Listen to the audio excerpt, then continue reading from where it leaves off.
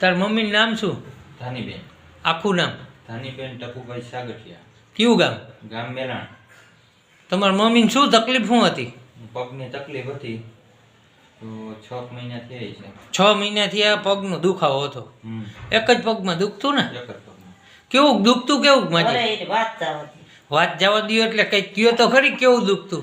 બહુ જ દુખતું. બે હવામાં બે હાય તો ઊભું ના થવાય. ઊભું ના થવાય, કામ થાય નહીં. કામ ના ખેતરે તમે કામે જાઓ, મજૂરી કામ કરો કરો.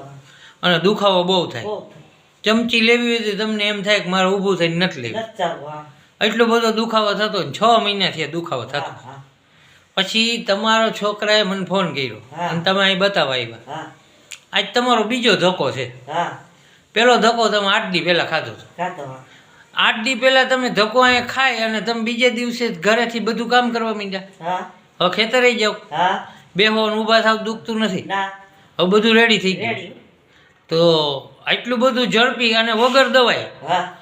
એક આઠાણાની દવા મેં તમને દીધી નથી. નથી. આપણે દવા વગર કુદરતી ઉપચારથી સારું થઈ ગયું. કપિંગ થેરાપી કરી. શું કર્યું? હા. Kapil therapy. Cupping therapy. Kapil therapy. હા, એ તમને ઓલી વખતે 6 કપ મૂક્યા હા. અને એક ફેરામાં તમારો રેડી. દરદનો નિકાલ. હા. 6 મહિનાથી તમે રાયડું નાખતા હતા. હા. એ રાયડું બંધ થઈ ગયું. થઈ ગઈ ને? હવે શાંતિ ને? શાંતિ.